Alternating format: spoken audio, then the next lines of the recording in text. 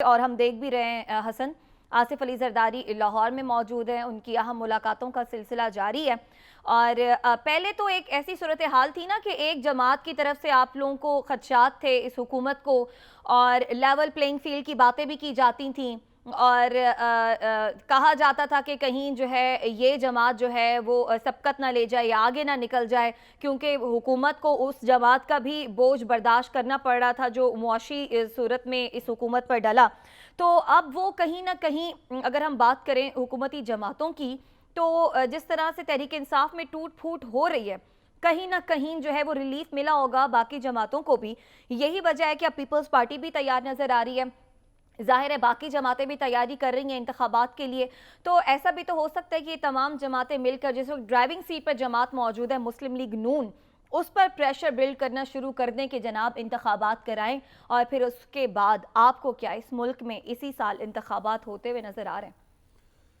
دیکھیں، بنیادی طور پہ سیاسی گنجائش تو اب پیدا ہو رہی ہے، اور ہم دیکھ بھی رہے ہیں کہ جو سیاسی ماحول ہے، جو جمہوری انداز سے جو سیاست چلتی رہنی چاہیے، وہ تو ہمیں کوئی راستہ دکھائی دیتا نظر آ رہا ہے۔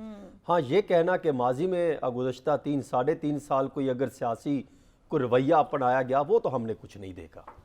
اور اب تو خاص طور پہ جو اس پارٹی کو خیرباد کہہ رہے ہیں، جو اس سے نکل رہے ہیں، اور کل مجھے ایک پارٹی میں ان کے جو سابق تحریک انصاف کے کچھ افراد تھے، ان کا بیٹھنے پر، ان سے ساتھ کھانے پر اتفاق ہوا، تو وہ جو اتنی لمبی چارج شیٹ جو کل جاری کر رہے تھے، تو وہ اگر میں سنانے بیٹھوں تو عوام پریشان ہو جائے۔ وہ کہتے ہیں کہ ہم نے ایک اس شخص کا جو ہے وہ ساتھ دیا اور اس پارٹی کے میں گئے کہ اب ہمارے گھر والے ہمیں تانے دیتے ہیں کہ آپ کس جو ہے وہ شخص کے ساتھ کھڑے دکھائی دیتے ہیں۔ نہ ہم نے ملک کو چھوڑا، نہ معیشت چھوڑی، نہ ہم نے اداروں کو چھوڑا۔ وہ تو بڑے افسوسناک تھے۔ ایک تو جو ایم این اے رہ چکے ہیں اس پارٹی کے، وزیر بھی رہے، وہ تو بس رو ہی پڑے۔ انہوں نے کہا کہ میں جس طریقے سے ان کو سمجھتا تھا، جو نظریہ انہوں نے ہمیں دکھایا تھا، جو بڑے بڑے پریس کانفرنس میں ہمیں بتایا گیا تھا، وہ تو ٹوٹل لوٹ ہم نے اس پارٹی میں دیکھا۔ اور یہ ریئلائزیشن ان سب کو اس واقعے کے بعد ہوئی جو حالیہ املاک کو نقصان پہنچایا گیا۔ 9 مئی کے بعد، اور پھر اب کافی ساری چیزیں نکل رہی ہیں کہ کس طرح تبادلے کروائے جاتے تھے، کس طرح ٹھیکے لیے جاتے تھے، کس طرح بندر بانٹ کی گئی۔ ابھی آپ دیکھ رہے ہیں چودھری پرویز الہی صاحب کا کہ کس طرح ان پہ کیا کرپشن کے چارجز لگے ہیں۔ کبھی آپ نے سوچا کہ چودھری برادران میں کرپشن کے چارجز لگیں گے ان پر؟ اور کیوں چودھری شجاعت صاحب ان کو سپورٹ نہیں کر رہے؟ کیونکہ ان کو اندازہ ہے، انہوں نے خود فائلیں دیکھی، ان کے جو چودھری شافع حسین ہیں، خود وہاں جا کے انہوں نے ڈاکومنٹس دیکھی، لوگوں کے احوال جانے۔ تو اس طرح یہ چیز کسی سے ڈھکی چھپی نہیں ہے۔ اسی طرح جو ہے اس پارٹی میں اگر دیکھیں تو ان میں بھی بہت سارے اس پر گڑبڑ گٹولا ہے۔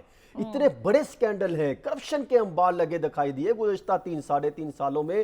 شاید اس سے پہلے ماضی میں نے کوئی اتنے بڑے سکینڈل بریک نہ کیا ہو، لیکن اگر میں ان کے 3.5 سال کی اگر میں انویسٹیگیشن کروں تو شاید ایک خوفناک قسم کی کمپنی سے بڑا سکینڈل آپ کہنا چاہ رہے ہیں کہ اب سامنے آ سکتا ہے اگر آپ انویسٹیگیشن کرنا شروع کریں تو؟ کمپنی کی بھی اگر بات کی جائے تو وہ اداروں کو ٹھیک کرنے پر فوکس تھا، اور ہم نے یہی کہا تھا کہ جو کمپنیز ہیں، جو محکمانہ پرفارمنس ہیں، ان کو بہتر کیا جائے، اور شہباز شریف صاحب نے ان کو ٹھیک کرنے پر فوکس بھی کیا۔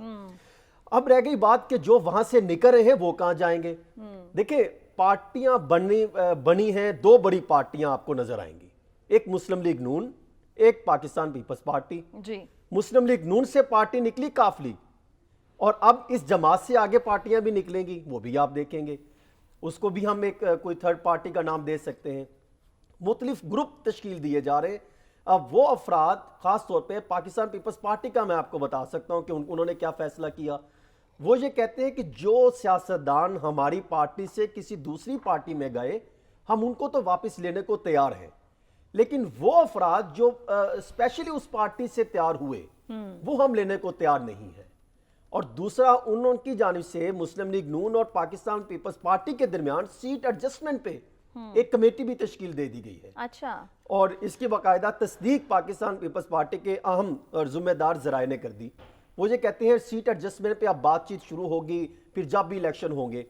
اور یہ الیکشن تو جیسا آپ کہہ رہی تھی کہ ہوتے دکھائی دے رہے ہیں، سرگرمیاں تو ہمیں دکھائی دے رہی ہیں کہ تمام پارٹیاں ایکٹیو ہیں۔ وہاں پر فواد چودھری گروپ بنانے کی کوشش کر رہے ہیں۔ آج شام کو بھی شاید بیدیاں وہاں پہ ایک فارم ہاؤس میں ایک اکٹھ ہو رہا ہے، جس میں اگر میں آپ کو بتاؤں تو فیصل آباد، جہلم، لاہور کے کچھ جو سابق پی ٹی آئی کے इमरान असम्बली थे उनका इकट्ठ हो रहा है, जिसमें जो है काफ़ी सारे हैं, मुराद रास है, यावर है, हमायूं यासर राजा है, तैमूर भट्टी और दीगर अफराद शामिल हैं। वो अगर देखा जाए तो ये अपना ग्रुप बना रहे हैं। और आप अगर पिक्चर देखें, पिक्चर में एक तरफ आपको पाकिस्तान पीपल्स पार्टी नजर आएगी, एक तरफ मुस्लिम लीग नून, फिर आपको काफ लीग नजर आएगी, और फिर जो छोटे छोटे ग्रुप हैं जिसमें अगर आप देखें जहांगीर तरीन का एक ग्रुप है, फिर इसी तरह फवाद चौधरी का अपना ग्रुप है, परवेज खटक साहब का ग्रुप है। परवेज खटक साहब ने अभी ऐलान किया, तो आप देखेंगे ये पूरा हफ्ता हमें ऐलानात प्रेस कॉन्फ्रेंस नजर आएंगी खैबर पख्तूनख्वा से, लोग किस तरह जो है एक दूसरे के पीछे लगते हुए किस तरह जो है वो पार्टी छोड़ेंगे। उनको भी जो है वो एहसास हो गया कि हम किसके साथ करे थे। ठीक है जी, सब सियासतदानों को आप कह रहे हैं कि एहसास हो गया है। इतनी पार्टियां आपस में लिंक करेंगी तो फिर जब इंतखाब का माहौल बनेगा, जब अनाउंसमेंट होगी, फिर ये किसी न किसी के साथ जो है वो मिलकर किसी एक को सपोर्ट करेंगी। और मुमकिन मुझे ये लग रहा है कि शायद वो पाकिस्तान पीपल्स पार्टी को सपोर्ट करे। ठीक है जी, आपको लग रहा है कि पीपल्स पार्टी को सपोर्ट मिलेगी और इंतखाबात का माहौल ऐसे ही बनता है ना हसन, एक फील आना शुरू हो जाता है। तो अब आजकल जो कुछ हो रहा है तो उसमें एक फील आना शुरू हो गया है कि शायद ये जो तैयारियां कहीं ना कहीं उधर से ही लिंक करती हैं। हुकूमत को भी शायद कोई जो सिचुएशन बन रही है, हालात अभी बेहतर होते चले जाएंगे। आप आने वाले दिनों में देखेंगे मुस्बत पेशरफ्त होगी, तो फिर मुमकिन है कि 6 महीने का एक्सटेंशन मिल जाए निगरान और वफाकी हुकूमत को, फिर मजीद 6 महीने तो बिलाखिर हुकूमत ने जाना तो इंतखाबात में ही है।